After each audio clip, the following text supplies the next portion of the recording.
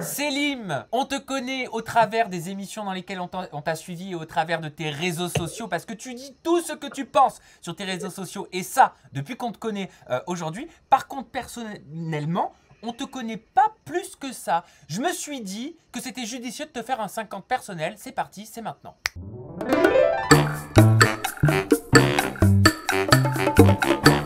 Allez Selim, tu vas répondre du tac au tac et tu n'hésites pas à dire texto ce que tu penses, enfin texto ce que tu as à répondre, ok? Allez, c'est parti, vas-y, on y Et va. vous à la maison, vous participez, envoyez le questionnaire, il est juste dans la barre de commentaires, il est en description juste en dessous. Copiez-collez-le et envoyez-le à 3 de vos meilleurs amis, comme ça vous y répondez aussi entre vous, avec bien sûr le lien de la vidéo. Selim, c'est parti, décris-toi en 3 mots. Grande gueule, sensible et autoritaire. Selim, quel serait le statut que tu écrirais tout de suite, right now, maintenant sur les réseaux sociaux? Pouah, aucune idée. Hashtag aucune idée, c'est ça? Aucune idée, voilà. Voilà. Hashtag aucune idée. Aucune idée. Selim, de quoi es-tu le plus fier dans ta vie? De mon éducation.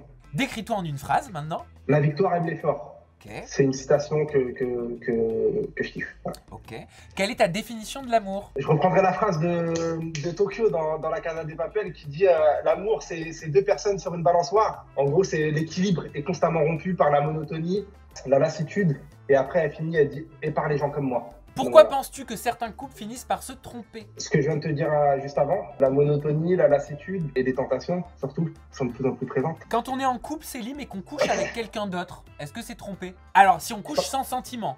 Ah non, bah c'est trompé. De toute façon, quoi qu'il arrive, tu te trompes. C'est. Ouais, attends. Mais pareil, les sentiments, qui va les vérifier? Non, non, c'est trompé, c'est trompé, c'est trompé. Et Mais toi, même avant, c'est trompé. Selim, est-ce que tu as déjà trompé? J'ai déjà trompé, oui. Quand j'étais un peu plus jeune, ouais, ça m'est arrivé. Moi, je le dis, on est là, faut le dire. Ah, on est là pour tous dire.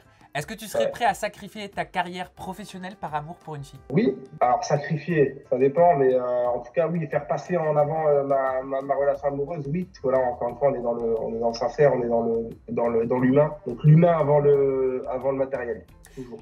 Est-ce que tu serais prêt à avoir 12 enfants par amour? Je serais prêt à avoir autant d'enfants que Dieu m'en donnera. C'était quand la dernière fois que tu as pleuré à cause d'une femme? C'était sûrement mon ex. Je me rappelle pas du moment précis, mais si, je m'en rappelle. Ouais, c'était pour mon ex, ouais. Ouais. Est-ce que tu serais prêt à changer ta religion par amour? Non, il y a des grades. C'est d'abord, c'est comme on dit, moi il y a une citation que je dis souvent, c'est Dieu, l'ami fait le bif, tu vois. C'est en priorité Dieu, après la famille et l'argent. La religion, tu vois, c'est Dieu. Quand tu es croyant, de toute façon, ça, je pense que pour tous les croyants, ça passe avant tout. Et puis ensuite, tu as ta famille, et puis ensuite, tu as la famille, tu as l'humain, et après, tu as l'argent. Je pense que c'est les 3 choses qui structurent une personne. Quels sont tes 3 plus gros défauts quand tu es en couple? Je suis égoïste, moi. Ça veut dire quoi? Je suis pas égoïste ou égocentrique, je sais pas trop comment on peut dire. En gros, je pense qu'à moi un petit peu en fait. C'est vrai que je suis un petit peu, je pense que par exemple, je sais pas, je vais me coucher, il va me falloir le meilleur oreiller. Je manque de galanterie si tu veux. Je vais pas dire ouais, tiens, vas-y, tiens, prends le meilleur, moi je prends le moins bien. Non, moi il me faut le meilleur pour moi et ouais, je suis un peu comme ça. Ouais. Bon, ça prend, et puis c'est bien de reconnaître. Est-ce que tu C'est un serais défaut. prêt à avoir recours à la chirurgie esthétique par amour? Non, je m'accepte comme je suis et voilà, avec mes défauts et mes qualités. Est-ce que tu serais prêt à te faire tatouer le prénom de la femme de ta vie par amour? Non, du tout, jamais. C'est quand la dernière fois que tu as dit je t'aime? C'était la dernière fois que j'étais en couple, c'était il y a pas si longtemps que ça. Ok. Et donc ça c'est terminé. Bah, faut que je me taise, faut pas que je creuse, Et à qui as-tu dit je t'aime pour la première fois? Est-ce que tu t'en souviens? Ouais. C'était ma première aventure, ouais. Forcément, vu que c'était la première fois. Ouais, après j'aurais pu le dire à ma mère, j'aurais pu le dire à mes parents, j'aurais pu le dire à toi. Bonne réponse. Est-ce que tu Mais as j'ai jamais déjà dit. espionné dans des emails ou dans le téléphone d'une de tes partenaires? Ouais, ça a été la cause de ma première rupture. Mon premier, on va dire, ma première mésaventure amoureuse, déception amoureuse. Est-ce que tu serais prêt, par contre, à vivre à 3 par amour? 3, c'était... Être en trouble? Ah non, du coup, mais non, c'est pas, non. Est-ce que tu peux nous citer 3 filles célèbres, 3 femmes célèbres que tu trouves attirantes? Il y a la meuf qui, je sais pas comment elle s'appelle, tu sais, qui a fait le film Suicide Squad, qui Ouais. joue Harley Quinn. Elle a fait un autre film avec Will Smith qui Ouais. s'appelle Diversion. Je sais plus comment elle s'appelle, c'est une blonde, je trouve, elle est charismatique de fou malade. J'aime bien les belles femmes, moi. Il en manque Surtout 2, le charisme. sinon la réponse n'est pas validée. Comme ça, je vais te dire Jessica Alba. Une française Et, peut-être? j'ai pas d'idée. Je crois que j'aime trop de monde en fait. Bah, tu peux en dire plus, hein. Par exemple, je sais pas, je pense à Alix, on parlait d'Alix tout à l'heure, Alix, je la trouve belle. Célim, et je vais me cacher, c'est pour ça que j'ai pris la plume. Quand est-ce que tu as fait l'amour pour la dernière fois? Il y a quelques jours. Il y a quelques jours. Mais t'es célibataire? Bah attention, c'est pas un crime. Hein. Bon, je me tais. Mais on n'a pas le droit de le dire. Oui, non, mais t'as raison, je suis pas censé creuser. Est-ce que tu peux nous lire ton dernier message WhatsApp ou SMS? Waouh! Ah ouais, tu me prends. Attends, je vais dire ça tout de suite. Vas-y. Ma coupe, c'est une cata. Ouais, ça coupe, ouais, c'est la chiant. cataracte. Tu vas rigoler. Mon dernier message, c'est un message de ma mère qui me dit t'es chiant. C'est pas vrai, pourquoi? Vas-y, maintenant tu peux remettre le Skype. C'est un message de ma mère qui me dit t'es chiant parce qu'elle m'appelait, je lui répondais pas. Je regardais ma série. Et quand je regarde ma série, faut que je finisse mon épisode. Personne peut me déranger. Quelle raison, Célim, pourrait te conduire à me mentir pendant cet entretien? À toi? Ouais. Ah, beaucoup. Non, aucune. On se dit toujours la vérité. Qu'est-ce qui te manque le plus dans ton enfance? C'est l'ambiance en général et surtout l'insouciance, Ouais. en fait. Une phrase que je comprenais pas quand j'étais petit, on me disait souvent, moi je voulais être grand et on me disait, profite parce que quand tu vas, profite d'être enfant. Parce que quand tu seras grand, tu diras plus ça. Et c'est la vérité. Maintenant qu'on est adulte, on pense différemment, on a des problèmes, on a des trucs. Alors que quand t'es petit, tu penses quand même à t'amuser. C'est vrai. L'insouciance. Ouais. Et quel est le souvenir d'enfance dont tu te souviennes le mieux? Il y en a eu trop. J'ai eu une fois un souvenir. Je vais te raconter une anecdote. J'apprenais, donc je savais à peine faire du vélo sans roulette. Et mon frère, donc à 4 ans plus que moi, il m'a mis sur un grand vélo, un vélo d'adulte. Il m'a mis dessus et il m'a poussé. Le problème, c'est que mes pieds ne touchaient pas à la pédale. Donc j'ai quand même réussi à garder l'équilibre. Jusqu'ici, c'est super. Sauf que mes pieds ne touchaient pas les pédales, donc je ne pouvais plus pas freiner. Enfin, j'ai rien pu faire. Et je suis rentré dans le jardin du voisin, qui n'avait pas encore mis de mur, et je suis tombé dans les rosiers. Voilà. Ouais, du coup, j'étais bien abîmé. Ouais. C'est quoi ta plus grande peur? Un peu comme beaucoup de gens, de perdre un de mes proches, donc ma mère ou mon père, ça c'est clair et net, et surtout qui me reconnaissent plus, tu vois ce que je veux dire, c'est-à-dire qui ne soient plus fiers de moi ou qui me reconnaissent plus. Ça, c'est deux choses qui sont très importantes pour moi. De quoi est-ce que tu es le plus fier dans ta personnalité? Que je garde une ligne de conduite, tu vois, qui est propre à moi, et peu importe en fait ce que ça peut me coûter ou ce que je vais pouvoir louper. Je m'y tiens et je m'y accroche fortement. Je pense que voilà, il y a des choses qui s'achètent pas. Et l'honneur et les principes, c'est des choses qui s'achètent pas. Ouais. Si tu pouvais rencontrer une personne célèbre, mais alors qu'elle soit morte ou vivante, hein, ça c'est selon ton choix, ce serait qui? Ce serait Mohamed Ali. Ouais. Ça reste c'est une légende. C'est quelqu'un, comme on dit, c'est quelqu'un. Quelle profession est-ce que tu exercerais, Célim, si tu ne faisais pas celle que tu as actuellement? Acteur, je pense, hein, c'est un truc que j'aurais vraiment.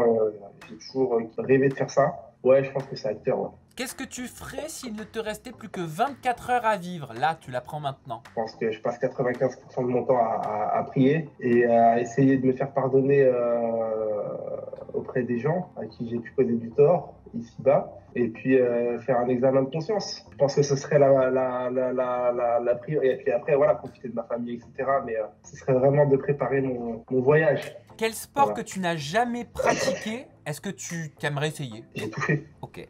Dans quelle destination de rêve est-ce que tu aimerais aller?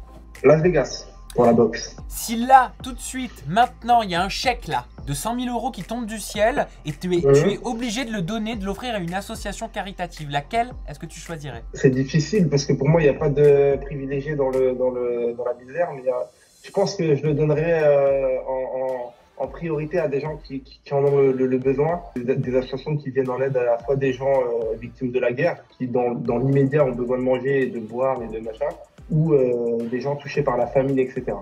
Je pense que c'est primordial pour moi. Si tu régnais sur le monde, qu'est-ce que tu changerais en premier? Beaucoup de choses. La justice, l'inégalité. Je ferai en sorte que tout le monde puisse manger et boire à sa faim. Ça, je pense qu'en 2020, c'est impossible qu'on ne puisse pas manger, qu'on ne puisse pas boire à sa faim. Qu'il y ait des gens qui aillent chercher de l'eau sur Mars, alors que sur Terre ou en Afrique, il y a des gens, ils n'ont même pas d'eau. Ça, c'est des choses qui sont pour moi aberrantes. Et ouais, en priorité, vraiment, les droits fondamentaux. Tu vois, c'est le droit à la nourriture et le droit à la vie, en fait, tout simplement. Qu'est-ce que tu penses de la politique en France? J'en pense rien. J'en pense que c'est une mascarade. Qu'est-ce que tu veux que j'en pense? Est-ce que tu te souviens d'un moment qui aurait été le plus embarrassant de toute ta vie? Oh, il y en a eu plein. Hein. Si tu ne devais en retenir qu'un. Ouais, je pense que ça devait être Une fois, je me rappelle, ça m'avait choqué. J'étais en cours de récréation et il y a un camarade qui m'avait baissé mon froc, mais j'étais vraiment genre tout nu, tout nu, tout nu, tout nu. Et à l'époque, il y avait une meuf que je kiffais, en plus, je te parle de ça, c'était en primaire. Hein. Et elle était juste à côté de moi, en fait, donc vraiment, elle a tout vu, quoi. Et là, ça a été un moment embarrassant, ouais, je me rappelle. Cite 3 choses qui te rendent heureux dans ta vie. Ma famille, Ouais. le sport, Le sport, ok. Et enfin une dernière. voyager. Je suis quelqu'un qui adore voyager. Ça me Voyager. rend heureux. Ok. Ouais, voyager. Quel est ton meilleur talent? Je suis imitateur, moi. Ouais, Oh, je suis un grand imitateur, mais vraiment, vraiment. oh, Genre, vas-y, fais-moi une imitation, s'il te plaît, s'il te plaît, s'il genre, te plaît. je peux imiter la voix de Secret Story. Oh, vas-y, vas-y, vas-y, vas-y, vas-y. Allez. Allez. Ici la voix, Oh. Sam.